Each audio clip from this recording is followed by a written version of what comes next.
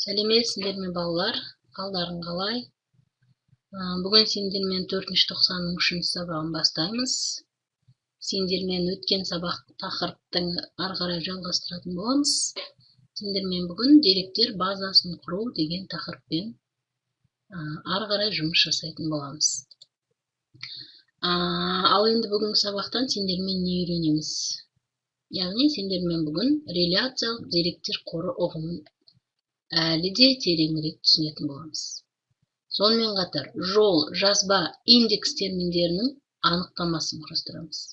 Және де деректер типтеріне түсініктер береміз. Жаңа тақырыбымызды бастамас бұрын өткен сабақты есімізге түсіріп алайық.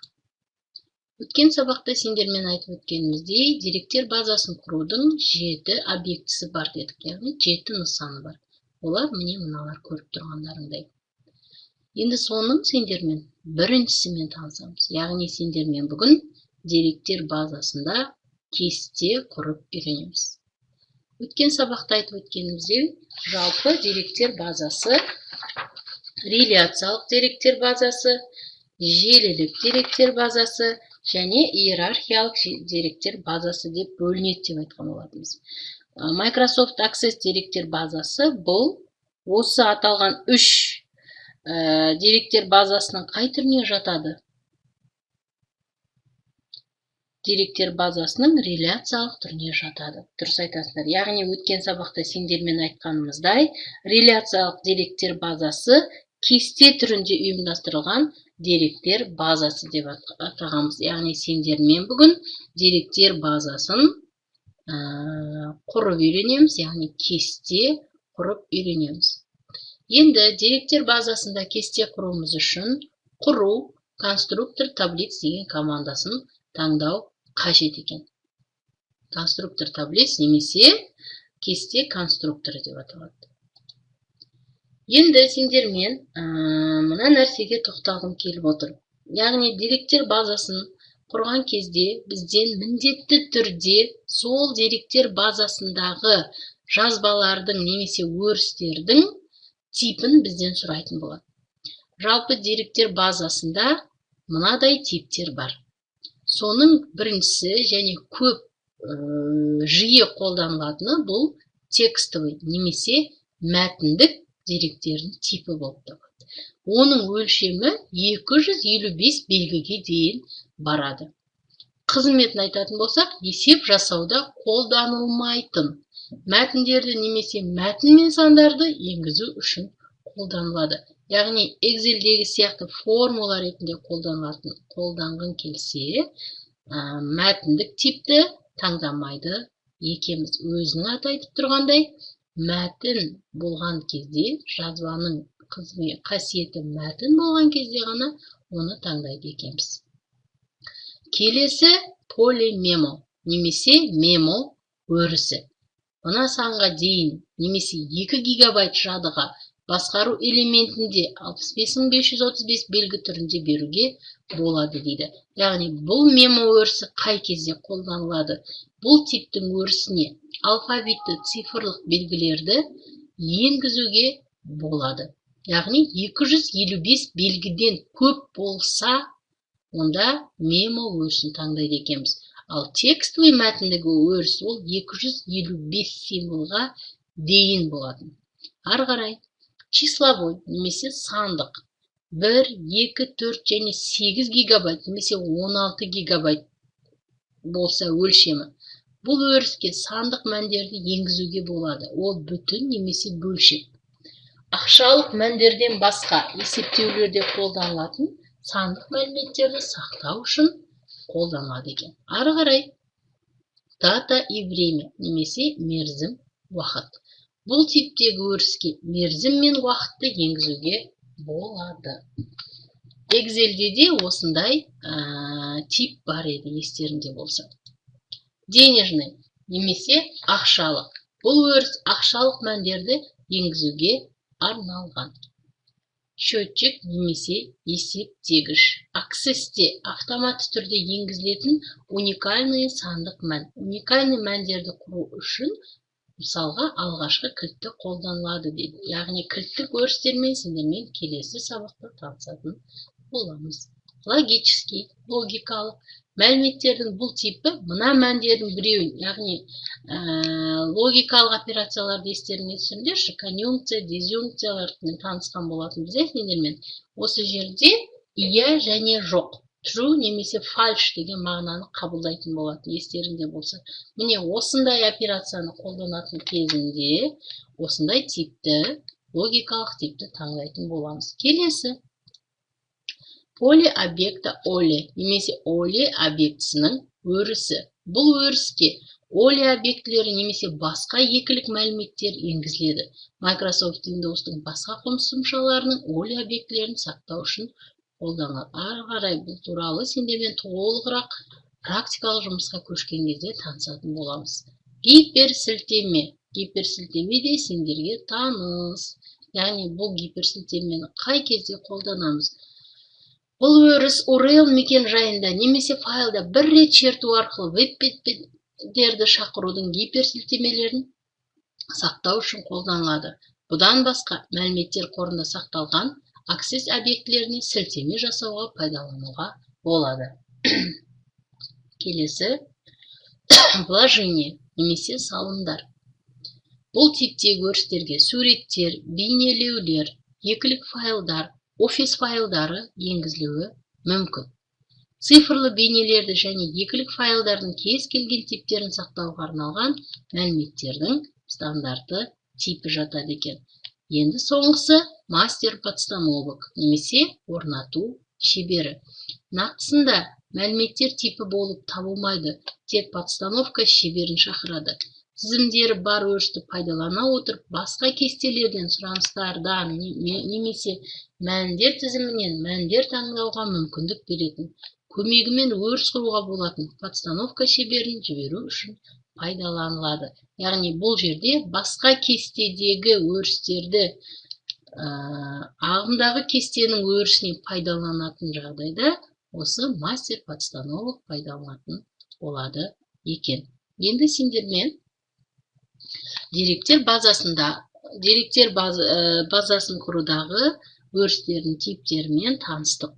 Ал енді сендермен қазір практикалық жұмысқа көшеміз. Мысалы, оқулықтағы 171 беттегі бірінші суреттегі кестені құрып көрейік. Ол үшін Access бағдарламасын іске қосамыз. Pause, C программа, Microsoft Office Access. Мінекей бала.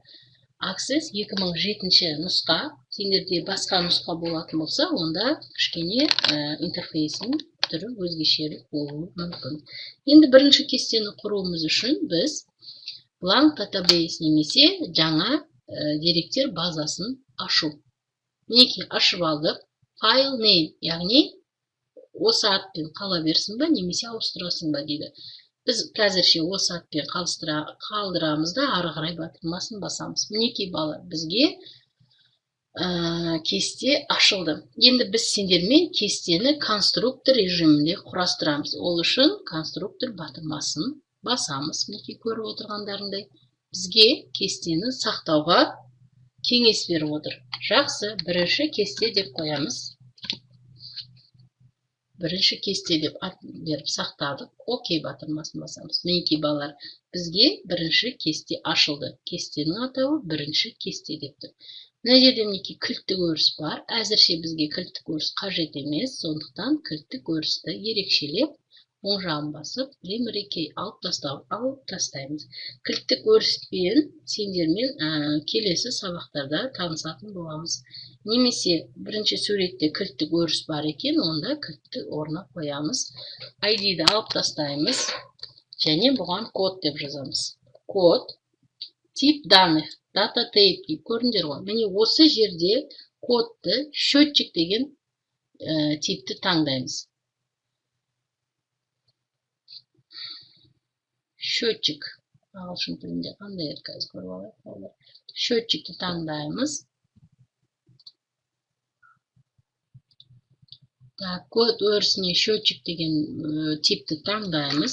Екінші өрістің жазбасы, атауы дейік, аты жөні.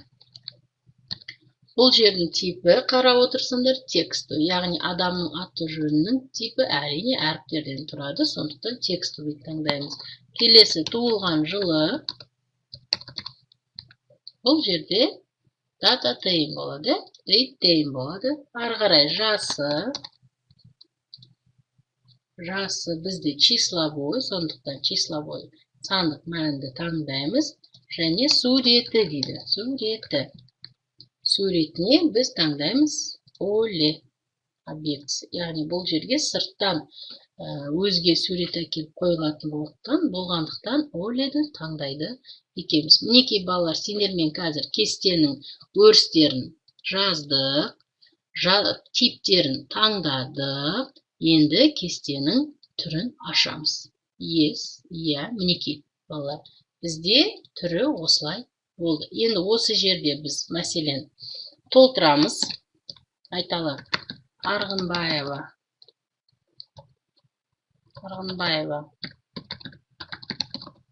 Әсем дейік, мысалы, туылған жылы 02-02-1992 болсын, жасы 28 болсын, суретін сырттан әкелеміз. Екі, көрдіңіз бе? Яғни бұл жерде счетчик, бұл өзі санын ары қарай санап кетеді екен.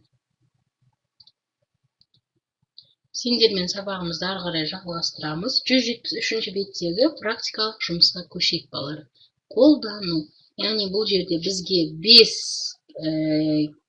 этаптан 5 кезеңнен тұратын практикалық жұмыс берілген. Осы практикалық жұмысты сендермен біргелікте орындап көрейік. Деректер базасының кестесін құру дейді. Деректер базасының кестесін алдымен құрылымын, жобасын құрамыз дейді. Ол үшін әрине Access бағдарламасын аштық және жаңа кесте құрып аламыз. Оны конструктор режимінде ашып аламыз. Атын сол күйі қалдыра береміз атауын. Енді бірінші кезеңге қараймыз. Accessте жасалатын құжаттың типін таңдау үшін конструктор кестені ашып алдық. Енді екіншіге қараймыз. Өрістің атауы, яғни мынау өрістің атауы, екіншісі оның типі болып табылады.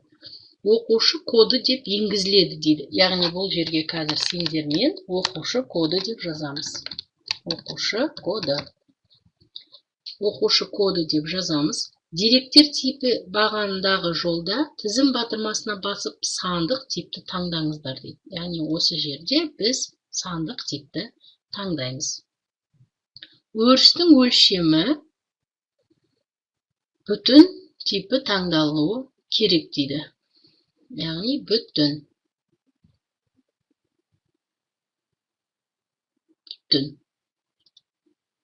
Ары қарай кеттік.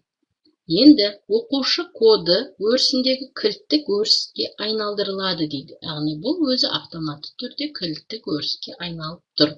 Ары қарай оқушылардың кодтары қайталанбау үшін код өрісіндегі деректерге шектеу енгізу керек. Ол үшін жалпы бөліміндегі индекстелген өріс параметр арасынан да пунктін таңдау қажет дейді. Ары қарай енді дәл осы кодқа оқушылардың коды қайталанбау үшін, яғни екінші адамда ол жазбаны жазсам, ондай жазба бар деп шығарып береді. Сондықтан индекстелген өрісті таңдайсыңдар. Мына жерде қасиеттері осы жерден таңдалады. Индекстелген өріске барсып, да деген пунктті басамыз.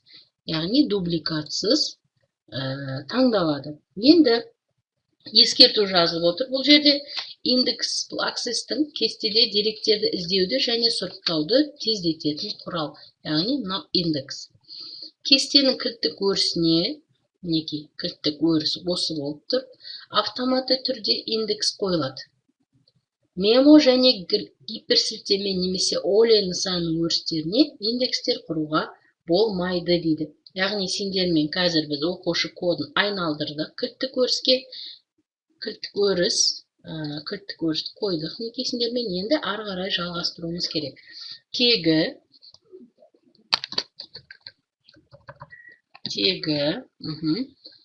аты деп жазамыз. Бірінші кестеден қарап жазып отырмын мен. Әкесінің аты.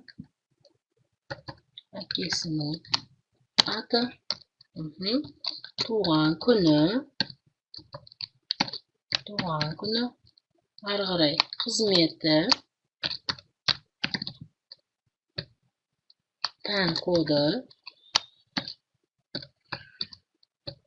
Пән. Телефон.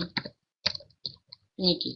Енді қазір бұл жердің барлығын типтері, өрістерін текст болып тұр. Сондықтан тегі мәтіндік, аты мәтіндік, әкесінің аты мәтіндік болады.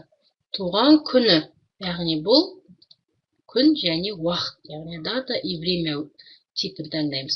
Қызметі мәтіндік, пән коды сандық, санмен беріледі.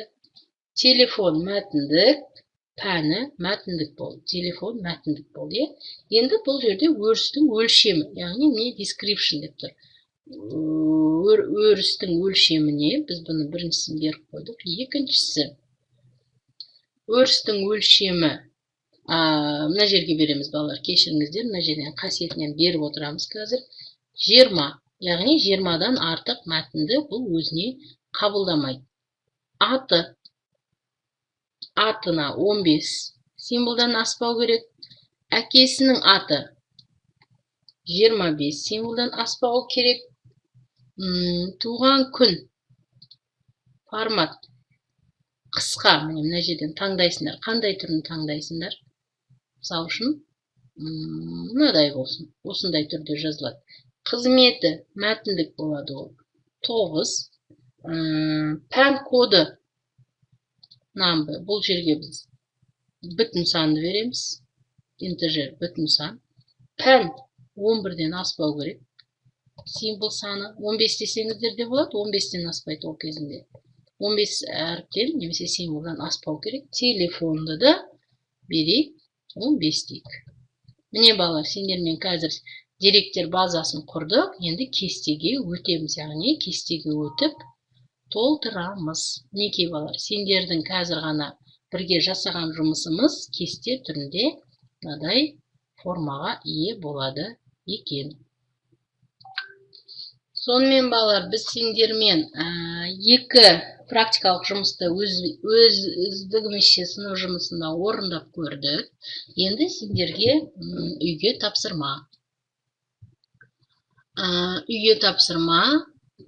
практикалық жұмыс беремін, яғни компьютермен жұмыс істеу мүмкіндігі бар оқушылардың барлығы міндетті түрде компьютерде осы тапсырмаларды орындап көрсін. 175-ші беттегі 3-ші және 4-ші тапсырма сендерге практикалық жұмыс үй тапсырмасы ретінде беріледі. Осымен балалар, бүгін сендермен деректер базасы туралы ақпарат алдық деп ойлаймын. Деректер базасын конструктор режимінде құрып үйрендік сендермен. Және де деректер базасындағы өрістердің қасиеттері немесе деректердің типтерімен таныстық. Және олардың қай кезде, қандай уақытта қолдануға болатындығы туралы сендермен толық ақпарат алдық деп ойлаймын. Қосымша сұрақтарың болса, менің өзіме жеке қоясыңдар. Осымен бүгінгі сабағымыз тәмам. Келесі сабақта кездескенше сау саламатта болыңдар.